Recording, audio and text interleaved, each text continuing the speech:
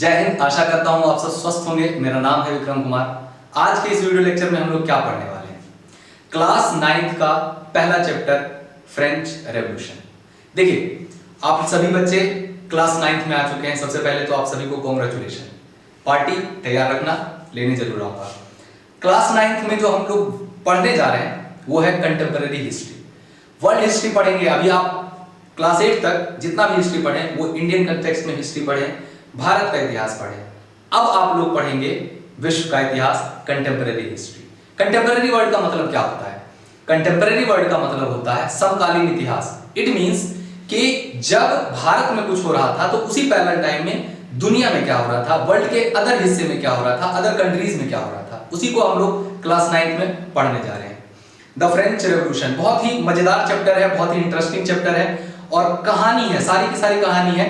आज की डेट में जितना भी आप डेमोक्रेसी, लिबर्टी, इक्वालिटी, जिस आइडियाज को आप जी रहे हैं अपने सोसाइटी में, जिस आइडियाज और जिस सोशल स्ट्रक्चर को आप देख रहे हैं, वो सब फ्रांस का देन है। एक एक्सेप्शन केस है, यहाँ पे रेवोल्यूशन हुआ, सिर्फ रेवोल्यूशन नहीं हुआ बल्कि बहुत सारे आइडियाज डेवलप हुए, स्प्रेड हुआ और यूरोपियन कंट्रीज से लेकर के जो आज के एशियन कंट्रीज है वहां तक ये आइडिया स्प्रेड हुआ। तो ओवरऑल हम इस वीडियो में क्या पढ़ेंगे, सबसे पहले ये वीडियो इंट्रोडक्शन होने वाला है कि हम लोग इस चैप्टर में पढ़ेंगे क्या क्या, ओवरऑल इस चैप्टर का कंटेक्स्ट क्या क्या रहेगा। तो सबसे पहले जो फ्रेंच रेवोल्यूशन में है वो हम इवेंट पढ़ेंगे, इवेंट ऑफ 14 जुलाई 1789। 1789 ईयर है और 14 जुलाई डेट है। क्या हुआ था ऐसा, ठीक है? 14 जुलाई 1789 को ऐसा क्या हुआ जो एक रिमार्केबल डेट बन गया, ठीक है? इस दिन स्टॉर्मिंग ऑफ बास्टिल फोर्ट, एक डेस्पोटिक राजा किंग लुईस 16 डेस्पोटिक राजा था जिसका ये सिंबल हुआ करता था बास्टिल फोर्ट, उसे स्टॉर्म कर दिया गया, डिस्ट्रॉय कर दिया गया। इस इवेंट के साथ आपकी कहानी शुरू होती है। ये फ्लैशबैक की तरह मूवी में जैसे आप देखते हैं ना, उसी तरह से ये फ्लैशबैक से शुरू होता है इवेंट। इस इवेंट के पीछे रीजन क्या रहा, बैकग्राउंड क्या रहा, ओवरऑल बैकग्राउंड समझेंगे हम लोग कि इस इतिहास में ये जो घटना हुई है इसके पीछे क्या क्या कारण रहा होगा, किस तरह से आउटब्रेक ऑफ रेवोल्यूशन हुआ फ्रांस में, ठीक है? तो उसके कुछ कारण रहे। सबसे पहला पॉलिटिकल कॉज हम लोग डिस्कस करेंगे, फिर सोशल कॉज हम लोग डिस्कस करेंगे, फिर इकोनॉमिक कॉज डिस्कस करेंगे और लास्ट में इंटेलेक्चुअल कॉज, जिसमें हम फिलोसफर्स की, जो पॉलिटिकल थिंकर्स हैं, जिन्होंने सोसाइटी को नए नए आइडियाज दिए, उन सभी को डिस्कस करेंगे, ठीक है? तो फ्रेंच सोसाइटी, सबसे पहला टॉपिक आपका होने वाला है French society during the late 18th century. Society जो है फ्रांस की वो डिवाइडेड हुआ करती थी फर्स्ट, सेकंड और थर्ड में। फर्स्ट स्टेट, सेकंड स्टेट और थर्ड स्टेट, इनमें अलग अलग तरह के लोग हुआ करते थे। सबसे पहले हम उसको डिस्कस करेंगे। फिर स्ट्रगल टू सर्वाइव, लोगों की इकोनॉमिक कंडीशन कैसी थी, सब्सिस्टेंस क्राइसिस, जीवन निर्वाह करने के लिए क्या दिक्कतें आ रही थी लोगों को, उन सभी को डिस्कस करेंगे। लाइवलीहुड, जो आजीविका है, वो किस तरह से जीवन चल रहा था फ्रांस के लोगों का, फ्रांस के लोग किस तरह से सफर कर रहे थे, इन सभी चीजों को डिस्कस करेंगे।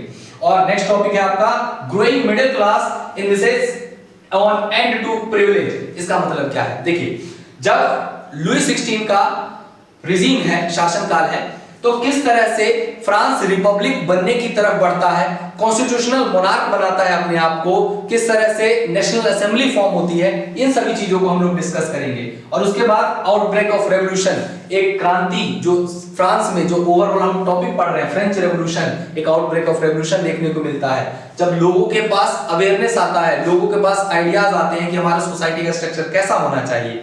इसके बाद हम लोग पढ़ेंगे कॉन्स्टिट्यूशनल मोनार्क, जैसे राजतंत्र के बाद संवैधानिक राजतंत्र आता है, किस तरह से नेशनल असेंबली आकर के कॉन्स्टिट्यूशन ड्राफ्ट करती है और राजा के पावर को लिमिट करती है। फ्रांस फाइनली 1791 में कॉन्स्टिट्यूशनल मोनार्क बन जाता है, तो इसको डिस्कस करेंगे। इसके बाद नेक्स्ट टॉपिक आता है कि फ्रांस में अबॉलिश किया गया मोनार्की को और फ्रांस रिपब्लिक बन जाता है। जब कॉन्स्टिट्यूशनल मोनार्क बना, उसके बाद राजा को हटा करके फ्रांस को पूरी तरह से रिपब्लिक बना दिया जाता है।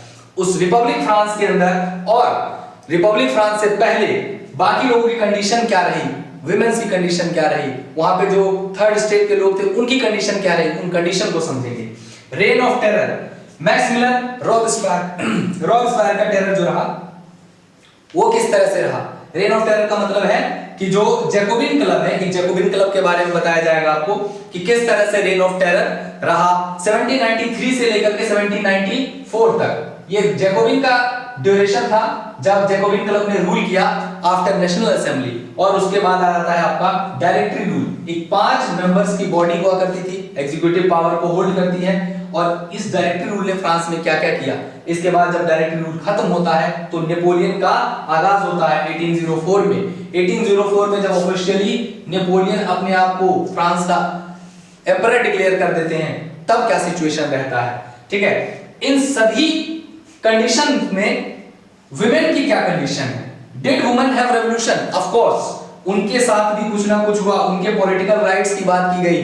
विमेन की कंडीशन क्या रही, विमेन को कौन से राइट्स मिले, विमेन को कौन से राइट्स नहीं मिले, इन सभी बातों को डिस्कस करेंगे। एवोल्यूशन ऑफ स्लेवरी, जो गुलामी प्रथा चली आ रही थी फ्रांस के अंदर, सभी लोग जब आइडियाज पे डिस्कस कर रहे थे तो लोगों की हालत क्या थी, उनकी कंडीशन क्या थी, वो गुलामी व्यवस्था पे कोई क्रिटिसिज्म था या नहीं था, इन सभी को डिस्कस करेंगे। और जो लास्ट है revolution and everyday life. Everyday life मतलब कि आम जन जीवन पे कैसा इसका प्रभाव पड़ता है, आम जनता पे क्या प्रभाव पड़ता है इस रेवोल्यूशन का, सेंसरशिप किस तरह से इंप्लीमेंट किए जाते हैं, लोग जो है कल्चरल एक्टिविटी में किस तरह से पार्टिसिपेट करते हैं, इन सभी चीजों को हम डिस्कस करेंगे रेवोल्यूशन एंड एवरीडे लाइफ में। पॉलिटिकल सिचुएशन, इकोनॉमिक सिचुएशन और सोशल सिचुएशन क्या रहती है लोगों की, इन सभी को हम डिस्कस करेंगे।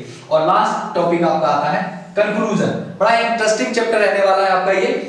कंक्लूजन में हम आप पढ़ेंगे कि कंक्लूजन ओवरऑल क्या रहता है, कि फ्रांस में जो रेवोल्यूशन हुआ, आइडियाज स्प्रेड हुए, टीपू सुल्तान, राजा राम मोहन रॉय किस तरह से उस आइडिया को कैरी फॉरवर्ड करते हैं, कैसे सोशल रिफॉर्म्स किया जाता है, इन सभी चीजों को आप लोग कंक्लूजन में पढ़ेंगे। तो ओवरऑल चैप्टर बहुत ही इंटरेस्टिंग रहने वाला है, अच्छे से पढ़ेंगे, अच्छे मार्क्स लाएंगे।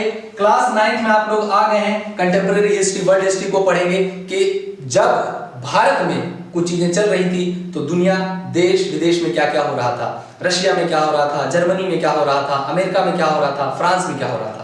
और फ्रांस में जो रेवोल्यूशन हुआ उसका इंपैक्ट, उसका आइडिया जो है सेपरेशन ऑफ पावर का हो, लिबर्टी का हो, इक्वालिटी का हो, वो पूरी दुनिया में फैला, जिसे हम सभी ने अडेप्ट किया।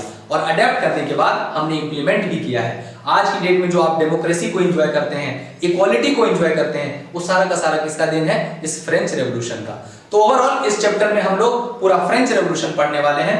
इस वीडियो के अगले टॉपिक में हम लोग शुरू करेंगे पॉलिटिकल कॉज से। तब तक के लिए पढ़ते रहिए। Thank you very much.